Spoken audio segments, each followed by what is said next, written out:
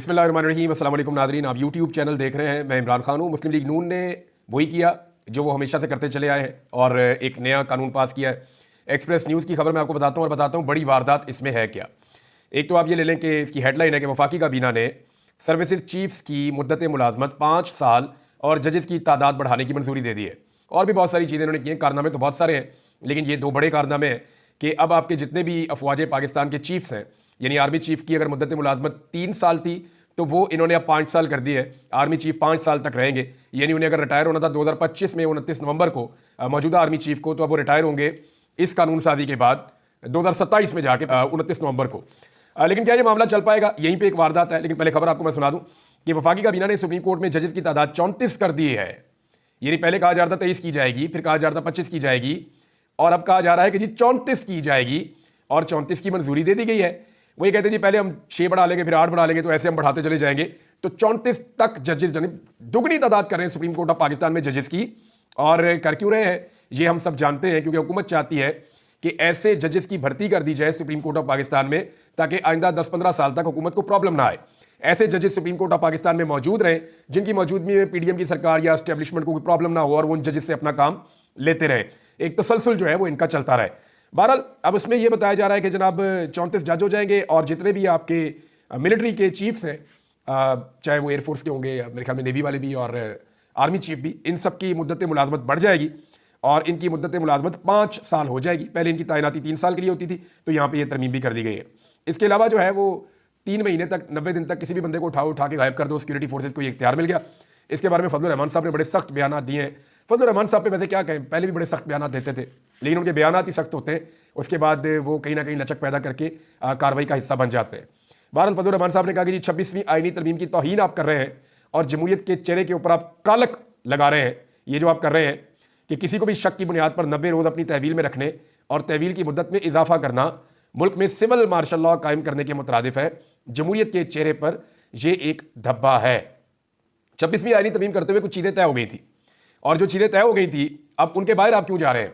यानी ये army act के जो मामला थे, ये 26वीं आईनी तरमीम में इनको तब्दील करने की कोशिश की जा रही थी, लेकिन उस वक्त क्योंकि फजलुर रहमान साहब ने और पीटीआई ने इसकी मुखालफत की थी, तो हुकूमत ने कहा ठीक है ये चीज़ें छोड़ दें, बाकी चीज़ें करवा दें। अब यह वारदात क्या है आप ये समझें। फजलुर रहमान साहब को लगता है समझ ही नहीं आई हुआ क्या। ये जो आईनी बेंच हुकूमत ने बनवा लिया ना, 2 चीज़ें हुकूमत ने बड़ी अपने फेवर वाली मंजूर करवाई थी। एक जो जुडिशल कमीशन है उसके अंदर उन्होंने अपनी अक्सरियत पैदा कर दी। जुडिशल कमीशन का जो इजलास होना है उसको इस तरीके से कर दिया गया कि उसमें हुकूमत ने अपनी तादाद को बढ़ा लिया और हुकूमत चाहे तो जजेस की मर्जी के खिलाफ भी जजेस तैनात कर सकती है और आईनी बेंच भी बना सकती है। अब देखना यह है कि वहाँ पे जस्टिस याह्या अफरीदी साहब हुकूमत के साथ खड़े होते हैं या नहीं होते।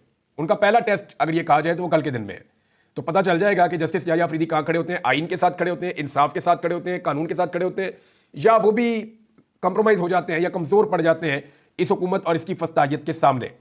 बहरहाल ये इस्लामाबाद हाई कोर्ट में भी कह रहे हैं जजेस की तादाद बढ़ा दी जाएगी। ये भी खबर एक जगह पे आई है कि 12 जजेस वहाँ पे भी कर दिए जाएंगे, ताकि जिन 6 जजेस ने खत लिखा है उनके अलावा दीगर जजेस भी तो होने चाहिए ना इस्लामाबाद हाई कोर्ट में। बंदों को अंदर रखना होता है, उन्हें कंट्रोल करना होता है, तो अपनी मर्जी के जजेस भी वहाँ पर भर्ती करने की कोशिश की जाएगी। हुकूमत की और एस्टेब्लिशमेंट की पूरी कोशिश है कि कुछ ना कुछ करके अदलिया को काबू कर लिया जाए। और वकला की तहरीक जो है उसको सिर्फ एक अच्छा सा नाम दिया, वकला ने नहीं छटांगे, लेकिन वो तहरीक कहाँ पे है? आपको आइडिया है कहाँ पे है? क्योंकि पाकिस्तान के वकला ने आज तक जो भी तहरीक चलाई है, देखें मैं ये उनकी तौहीन नहीं कर रहा, बहुत सारे वकीलों ने डंडे खाए, मारे खाई, उनका खून बहा, बल्कि कई वकला जो है वो शहीद भी हुए थे और वकला जो है बार बार गिरफ्तार हुए, उनके लिए बहुत मुश्किलात हुई। लेकिन फिर भी जब भी तहरीक चली उसके पीछे बहुत सारा पैसा इन्वॉल्व होता है और पैसे के बगैर चलती नहीं है। 2 चीज़ें होती हैं, या एस्टेब्लिशमेंट की मदद होती है और पैसा होता है। ये ना हो तो तहरीक हमने चलती हुई नॉर्मली देखी नहीं, और अगर चले तो उसको आगे बढ़ते हुए हमने नॉर्मली नहीं देखा। तो अभी नहीं छड़ांगे ये तो कह दिया वकला ने, लेकिन क्या वो इस सिलसिले को रोक सकते हैं? वारदात क्या है ये जरा समझिए। हुकूमत अगर अपनी मर्जी का आईनी बेंच बनाने में कामयाब हो जाती है और उनके पास एक ऐसा आईनी बेंच होता है जिसमें हुकूमत की मर्जी के मुताबिक चीज़ें होना शुरू हो जाती हैं, तो फिर हुकूमत सादा अक्सरियत से जो मर्जी कानून पास करती रही इस असम्बली से, उसको चैलेंज करने के लिए आप कहाँ जाएंगे? उसको चैलेंज करने के लिए आप हमेशा जाएंगे अदालत में, सुप्रीम कोर्ट ऑफ पाकिस्तान में जाके आप चैलेंज करेंगे। तो जैसे ही आप सुप्रीम कोर्ट ऑफ पाकिस्तान में उसे चैलेंज करने जाएंगे तो ये एक आईनी मामला करार देकर आईनी बेंच के सामने भेज दिया जाएगा। अब आईनी बेंच में हुकूमत के पास अपनी मर्जी का बेंच मौजूद है, तो वहां पे हुकूमत को कोई प्रॉब्लम नहीं होगी। आपको मैं फिर आसानी से समझा देता हूं। हुकूमत ने अपनी मर्जी का एक बेंच बना दिया। ये पाकिस्तान दुनिया का वाहिद मुल्क बन गया है जहां पे पार्लियामेंटेरियन या उस मुल्क के अवामी मुंतखब नुमाइंदे वो सुप्रीम कोर्ट ऑफ पाकिस्तान का एक बेंच तश्कील दे रहे हैं। वो जो सुप्रीम कोर्ट ऑफ पाकिस्तान का बेंच है वो हुकूमत की मर्जी का बनने जा रहा है। हुकूमत ने अपना बेंच बना लिया। अब इस हुकूमत जितनी भी कानून साजी या आइन साजी करेगी, हुकूमत आज के बाद असेंबली में जो भी करेगी या जो भी ऐसे इकदाम उठाएगी जिन्हें लोग आइन और कानून के खिलाफ समझेंगे, जब भी कोई उसे सुप्रीम कोर्ट ऑफ पाकिस्तान में चैलेंज करने जाएगा, पहले तो जो है वो जाके भारी फीस जमा कराएं, फिर आप उसको सुप्रीम कोर्ट ऑफ पाकिस्तान में चैलेंज करें। तो जब आप सुप्रीम कोर्ट ऑफ पाकिस्तान में इसको चैलेंज करेंगे तो वो उसी बेंच के सामने जाएगा, हुकूमत का किया हुआ काम जो बेंच हुकूमत ने खुद बनाया हुआ है। ये है जनाब कार्रवाई। अब आप जाके अगर पाकिस्तान तरीके इंसाफ चैलेंज करेगी तो ये मामला उधर जाएगा। वैसे एक मामले में जो है वो ये रिमार्क्स भी आए कि वो मामला जो है वो आईनी बेंच के बगैर इधर भी रहने दें। जस्टिस मंसूर अली शाह साहब ने गालिबन ये बात की है, लेकिन अब कोई फ़ायदा नहीं है। वकला की तहरीक भी अब अगर खड़ी होती है तो ऑलरेडी वो बहुत लेट है। लेकिन क्या ये सारी चीज़ें ऐसे ही चलेंगी? तो जवाब है कि नहीं। मेरे पास तो सादा जवाब ये है कि नहीं। पिछले 2.5 साल से सारा कुछ करके देख लिया, हर तरह की फस्तायत कर ली, बंदे उठा लिए, गायब कर लिए, टॉर्चर कर लिया, 10-20 हज़ार बंदा जेलों में डाल दिया। सारा कुछ करने के बावजूद IMF से पैसे मांग लिए, सब कुछ किया, क्या मुल्क चला? मुल्क के अंदर महंगाई पहले से ज़्यादा है, मुल्क की माशी हालत पहले से बदतर है, मुल्क के अंदर जो सरमायाकारी है वो तारीख की कम तरीन सतह पे पहुंच गई है, मुल्क के अंदर लॉ एंड ऑर्डर की सिचुएशन वो बदतरीन है। इस्लामाबाद के अंदर आज chief justice Islamabad high court ने कहा कि भत्ते की पर्चियां कराची की तरह इस्लामाबाद में मिल रही है। तो भाई ये सारी सिचुएशन मुल्क का बेड़ा गर्क ही हुआ है ना। तो 2.5 साल के तजर्बों में मुल्क का बेड़ा गर्क हुआ। अब तजर्बों में तेजी आई है, इसका मतलब है कि या तो ये पूरी तरह कंट्रोल कर लेंगे या फिर काम खराब हो जाएगा। उधर पाकिस्तान तहरीक इंसाफ ने फाइनल कॉल भी दी हुई है, और उस हवाले से जो खबर आ रही है वो ये कि नवाज शरीफ साहब पहले ही पाकिस्तान से बाहर है, जरदारी साहब भी पाकिस्तान से बाहर है, सलमान शहबाज भी निकल गए पाकिस्तान से बाहर, जो वजीर आजम का सारा फैमिली का बिजनेस ये चीज़ें देखते वो भी निकल लिए। अब ये सारे तो चले गए पाकिस्तान से बाहर। मरियम नवाज भी पाकिस्तान से बाहर जा रही है। हमाद अदर के बकौल बहुत जल्दी इसहाक डार भी चले जाएंगे। लेकिन मैं आपको एक चीज़ बताता हूँ, पिछली मरतबा जब ये भागे थे ना तो सबसे पहले इसहाक डार साहब भागे थे। इसहाक डार साहब बिल्कुल रिस्क नहीं लेते, वो कभी गिरफ्तार नहीं होना चाहेंगे। और जब इसहाक डार साहब निकल लिए तो फिर आप समझे सिचुएशन बदल गई है। फिर इसहाक डार साहब को जनरल बाजवा जो है वो मेहरबानी करके पाकिस्तान वापस लेकर आए, और पाकिस्तानियों के ऊपर उनका जो एहसान है वो पाकिस्तानी कभी नहीं भूलेंगे। डार साहब ने मईशत का बेड़ा गर्क कर दिया, और आजकल डार साहब जो है वो फॉरेन पॉलिसी के पीछे पड़े हुए हैं कि उसका बेड़ा गर्क कैसे करना है। अब आए जी, इमरान खान साहब का मेडिकल चेकअप हुआ। बिलाखिर बड़े लंबे चौड़े पाकिस्तान तहरीक इंसाफ के एहतजाज और बहुत सारी चीज़ें करने के बाद फाइनली अदालत ने बड़ी मुश्किल से इजाज़त दी। अब नवाज शरीफ साहब होते तो यही अदालत गारंटी मांगती थी, यही अदालत पूछती थी कि अगर मियां साहब को कुछ हो गया तो बताएं कौन जिम्मेदार है, कौन लिख कर देगा। यह अदालतों का रवैया था। आज इमरान खान को चेक करवाने के लिए, उसके चेकअप के लिए 2 हफ्ते से पाकिस्तान तहरीक इंसाफ और इमरान खान साहब की फैमिली टकरे मार रही है। डॉक्टर जेल के बाहर खड़ा होकर बाहर आ जाता है। नवाज शरीफ का डॉक्टर तो लगता है सोता भी नवाज शरीफ के साथ था जेल में, वो वहीं पर रहता था, जब देखते थे वहीं से निकल के बाहर प्रेस टॉक कर देता था। इधर इमरान खान का डॉक्टर मिलने के लिए कई दफ़ा गया और उसको मिलने नहीं दिया गया। बहरहाल आज इमरान खान साहब के डॉक्टर्स मिले। डॉक्टर्स ने क्या कहा ये मैं आपको डॉक्टर की ज़बानी पढ़ के सुना देता हूँ, और फिर मैं आपको बताता हूँ कि एक्चुअली यहाँ मायूसी क्या है। इमरान खान साहब का अडियाला जेल में तिब्बी मुआयना मुकम्मल हो गया और उनकी सेहत को तसल्ली बख्श करार दिया गया है। डॉक्टरों की 4 रुकनी टीम अडियाला जेल पहुंची, और ये जो रिपोर्ट है ये इस्लामाबाद हाई कोर्ट में पेश की जाएगी।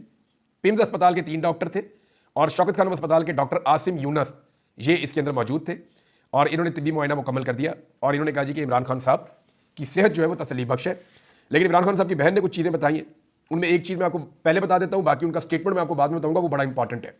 इमरान खान की बहन ने कहा कि इमरान खान का वेट कम हुआ है, यानी जो मसल्स के ऊपर जो मांस होता है या जो आप कहें गोश्त चढ़ा हुआ होता है, मसल बने हुए होते हैं। इमरान खान साहब मस्कुलर आदमी है, सारी ज़िंदगी उन्होंने वर्जिशें की है, ज़बरदस्त किस्म के स्पोर्ट्समैन है, अभी तक वो अपनी फिटनेस का ख्याल रखते हैं। गोली लगने के बावजूद जब मैं उनको एक दफ़ा मिला 2022 की बात है, जब इमरान खान साहब को गोली लगी थी, 2023 में मौसम बहार के बाद, यानी जब गर्मियाँ शुरू हो रही थी, तो मेरी इमरान खान साहब से एक मुलाकात हुई थी। तो मैंने उनसे जब बातचीत की तो उन्होंने कहा यार ये जो सर्दियाँ गुजरी हैं इसमें, यानी हम पूरा साल सर्दियों का इंतज़ार करते हैं जो स्पोर्ट्स लवर्स हैं, और सर्दियों में फिर हम हाइकिंग करते हैं, एक्सरसाइज करते हैं, अपनी फिटनेस को जो है वो इन्हेंस करते हैं। सर्दियों में ज़्यादा एक्टिविटी करते हैं ना एक्सरसाइज करने वाले लोग। तो इमरान खान साहब ने कहा कि यार इन सर्दियों में मैं बिल्कुल नहीं कर पाया। तो वो इन चीज़ों को बड़ा अहमियत देते हैं। बहरहाल ज़हनी परेशानी और ज़हनी टेंशन का जो है वो अलीमा खान साहब ने बताया, और ये मैंने आपको पहले खबर दी थी कि इमरान खान साहब को ज़हनी तौर पर अजियत दी जा रही है। वो बड़े बड़े बल्ब भी मैंने आपको बताया लगाए वहाँ पर, ताकि बहुत सारे हशरात इकट्ठे हों, तो हर लिहाज से उन्हें तंग किया जा रहा है। तो उस ज़हनी अजियत की वजह से, यानी आपने देखा इंतजार पंजूता 25 दिन के अंदर उनकी क्या हालत हो गई। जब मैं कैद से वापस आया था, आपको याद है, मेरा कोई 25 से 30 किलो वजन कम हो गया था। ये जो कैद तन्हाई होती है ना, ये बहुत बड़ी ज़हनी अजियत होती है, जब आपको बाहर से कोई इन्फॉर्मेशन नहीं आ रही होती। तो मेरे साथ ये हुआ था, मेरा बहुत तेज़ी से वजन गिरा था। इमरान खान साहब लगता है इस तरह के मसाइल का उनको शिकार किया गया है, और ये जो 10-12 दिन उनको अंदर बंद रखा गया, लगातार 5 दिन लाइट बंद रखी गई, और जिसके दिन को उनको ज़हनी टॉर्चर किया जा रहा है, इसमें आदमी के मसल्स का कमज़ोर हो जाना या उसका वजन गिर जाना, ये एक नॉर्मल चीज़ है। बहरहाल इमरान खान साहब के डॉक्टर ने कहा इमरान खान साहब की सेहत ठीक है, अब ये बड़ी सख्त ज़हनी अजियत है इमरान खान साहब के मुखालिफिन के लिए। यानी सारे के सारे रवायती सियासतदान है, उनकी एक ख्वाहिश है कि इमरान खान किसी तरह मेडिकल ग्राउंड के ऊपर रिलीफ मांग ले। ये इमरान खान को रिलीफ दे भी देंगे, मुझे आइडिया है, क्योंकि इमरान खान ने अगर मेडिकल ग्राउंड के ऊपर रिलीफ मांगा, अब तक तो उन्होंने नहीं मांगा, अब तक तो वो डट के खड़े हुए हैं। और इतनी ज़्यादा उम्र होने के बावजूद, 70+ है, इतनी ज़्यादा उम्र होने के बावजूद अगर एक आदमी टूट नहीं रहा और मेडिकल ग्राउंड के ऊपर बाहर आने को तैयार नहीं है, या मेडिकल ग्राउंड लेने को ही तैयार नहीं है, और आज भी डॉक्टर अंदर जाते हैं और वापस आकर कहते हैं कि ही इज़ फिट, यानी उनकी जो है वो सेहत ठीक है, तो इसका मतलब क्या है? इसका मतलब ये है कि उनके मुखालिफिन के लिए ये खतरे की घंटी है। और इमरान खान साहब जो है वो किसी किस्म का, कुछ लोग कह रहे थे ना कि डील ले लेंगे, मेडिकल ग्राउंड्स तैयार हो रही है, जाके मुंह तो लौड़। यानी इनको शीशे में अपनी शक्ल देख के शर्म भी नहीं आती कि ये उठा के झूठ बोल देते हैं। मैं आपको पहले दिन से बता रहा हूं कि इमरान खान का जब तक कोई जेन्युइन मसला नहीं होगा, तब तक वो कभी भी किसी किस्म का मेडिकल रिलीफ नहीं लेंगे। और इमरान खान साहब नवाज शरीफ नहीं है कि प्लेटलेट्स नीचे कर दिए और बीमारी का बहाना बना दिया, या शर्जील इनाम मेमन या जरदारी साहब जो फौरी तौर पे अभी ठीक चलते हैं, जैसे ही उनके केसेस लगते हैं या अदालत या जेल, वो साथ ही व्हीलचेयर के ऊपर बैठ जाते हैं। तो ये इस तरह नहीं होगा। इमरान खान साहब को आप इस हालत में नहीं देख सकेंगे। बुशरा बीबी अदालत में पेश हुई और वहाँ पर आप दीदा हो गई, और उन्होंने जज साहब से 2-4 बातें भी की। देखिए, उनके साथ, उनके शौहर के साथ ज्यादती हो रही है। बुशरा बीबी को कहा भी ये जा रहा है उनकी पार्टी की तरफ से कि आप थोड़ी हिम्मत करें और अब आप थोड़ा सा इमरान खान साहब की रिहाई के लिए जद्दोजहद का हिस्सा बने। पॉलिटिक्स तो उन्होंने कर दी नहीं है इमरान खान साहब के बकौल, ना वो खुद सियासत का हिस्सा बनना चाहती हैं, लेकिन इस मामले में कि इमरान खान साहब की रिहाई के लिए एफर्ट की जाए, तो जैसे सारे पाकिस्तानी कर रहे हैं वैसे ही बुशरा बीबी को भी करना चाहिए। उन्होंने कहा जी यहाँ नाइंसाफ़ी होती है, अब इस अदालत में नहीं आऊँगी, मेरा सामान पड़ा हुआ है गाड़ी में, मेरा कंबल भी पड़ा हुआ है, दीगर सामान भी पड़ा हुआ है, अगर आप मुझे जेल भेजना चाहते हैं तो मैं यहाँ से जेल चली जाती हूँ। तो इस किस्म की बातें उन्होंने की। बहरहाल उनका जो फैसला है वो महफूज हुआ था, पता चल जाएगा कि फैसला क्या आता है। अलीमा खान साहिबा ने जो स्टेटमेंट दिया वो मैं आपके सामने रख देता हूँ। अलीमा खान साहबा ने कहा कि हमारी नज़र में इमरान खान की ज़िंदगी खतरे में है, डील की बातों में कोई सदाकत नहीं है। इस्लामाबाद में मीडिया से गुफ्तगू करते हुए अलीमा खान साहबा ने कहा कि बानी पीटीआई अब एक ही चीज़ पर कायम है कि अब इंसाफ के लिए इनकलाब लाना पड़ेगा। हमें मालूम है ये हमें जेल में डालेंगे, धमकियाँ आती हैं, हम पर 10 FIRs हैं, हम पर 5 तारीख की FIR है, लेकिन 4 तारीख को उठा लिया गया था। उन्होंने कहा कि घरों में घुसकर 10-10 साल के बच्चों को घसीटा जा रहा है। नए चीफ जस्टिस से अपील है, इन मामलात का नोटिस लें। मुल्क में लाकानूनियत बंद ना हुई तो कहीं लोग सड़कों पर कानून हाथ में ना ले लें। हमारी नज़र में बानी पीटीआई की ज़िंदगी खतरे में है। अलीमा खान का कहना था कि इमरान खान ने कहा है वो डील कर रहे हैं, ना उनके पास कोई आया है, ये सिर्फ क्यास आराइयाँ हैं। इमरान खान डील कर रहे हैं, बानी पीटीआई किसी चीज़ पर समझौता करने के लिए तैयार नहीं है, यानी कोई डील नहीं कर रहे। उन्होंने मजीद कहा कि रोज़ाना कोई ना कोई खुशखबरी आ जाती है कि इमरान खान निकल रहे हैं। हमें मालूम है इमरान खान को जेल से निकालने का कोई इनका इरादा नहीं है। पुरअमन एहतजाज हमारा हक है, हम बानी पीटीआई को जेल से निकलवाएंगे। इस मौके पर सलमान अकरम राजा साहब ने भी मीडिया से बातचीत की। उन्होंने कहा कि ये वो लम्हा है जब हम वाकई अपनी आज़ादी हासिल कर सकते हैं। अगर आज हम उठ खड़े ना हुए तो एड़ियां रगड़ते मर जाएंगे। चादर चार दीवारी का कोई तकद्दुस नहीं है। बानी पीटीआई ने आज पूरी कौम से इल्तिजा की है। सलमान अकरम राजा का मजीद कहना था कि हम 9 तारीख को स्वाबी में जलसा कर रहे हैं। 9 तारीख एक नई इब्तिदा होगी, ये कोई सियासी खेल नहीं, बका की बात है। हम सबको अपनी आज़ादी के लिए बाहर आना होगा। हमारी ये तहरीक बानी पीटीआई की रिहाई पर इख्तिताम पजीर होगी। जनाब, ये बात की है अलीमा खान साहबा ने, और इमरान खान साहब की पार्टी के सेक्रेटरी जनरल जनाब सलमान अकरम राजा साहब ने। देखिए, एक चीज़ तो बड़ी कंफर्म होती जा रही है कि जो स्वाबी वाला एक एपिसोड करने जा रही है पाकिस्तान तहरीक इंसाफ, अगर स्वाबी के अंदर जलसा करना है और उसके जलसे के इख्तिताम में अली अमीन गंडापुर साहब ने ये ऐलान करना है कि जी अब आप डिस्पर्स हो जाएं और लोग वापस अपने घरों को चले जाएं और हम आपको अगला लायामल देंगे, तो फिर तो ये एक लंबा मैच, टेस्ट मैच चलेगा और देखते हैं फिर मोमेंटम कैसे बनता है। लेकिन अगर स्वाबी में पाकिस्तान तहरीक इंसाफ बैठ जाती है और अपनी मतलूबा तादाद पूरा करना शुरू कर देती है कि बंदे आओ जी स्वाबी में पहुंचो सारे, और लोग जोक दर जोक स्वाबी में पहुंचना शुरू कर देते हैं और वहां पे अवाम का एक बहुत बड़ा सैलाब इकट्ठा करके ये इस्लामाबाद की जानिब बढ़ते हैं, तो सिचुएशन तब्दील हो जाएगी। फिर आप जितनी मर्जी आईनी तरमीमें कर लें, जितनी मर्जी कानून साजियाँ कर लें, वहाँ हसीना वाजिद ने भी बेशुमार कानून साजियाँ की हुई थी, बेशुमार आईनी तरमीमें की हुई थी, बहुत सारे अपने बंदे लगाए हुए थे, सारी की सारी भर्तियाँ अपने घर की हुई थी। तो हसीना वाजिद का बहुत कंट्रोल था बांग्लादेश में। लेकिन जब आवाम खड़ी होती है, खासतौर पर नौजवान, तो सारा कुछ धड़ा रह जाता है। अब डिपेंड करता है कि पाकिस्तान तहरीक इंसाफ की क़यादत इस मरतबा आवाम को अकेला छोड़ती है या आवाम के साथ डट कर खड़ी हो जाती है। देखिए, पिछली मरतबा तो ये था ना कि जनाब वो MNAs को छुपाना है, आईनी तरमीम हो रही है। अब तो ये भी मामला नहीं है। और दूसरा, क्योंकि अली अमीन गंडापुर साहब को अब मेरे ख्याल में एक बड़ा सबक हासिल हो गया है कि भरोसा सिर्फ अपने लोगों पर करना है और भरोसा सिर्फ अवामी ताकत पर और अल्लाह रब्बुल इज़्ज़त पे करना है। अब तक के लिए इतना ही। अपना ख्याल रखिएगा, अपने चैनल का भी। अल्लाह हाफ़िज़।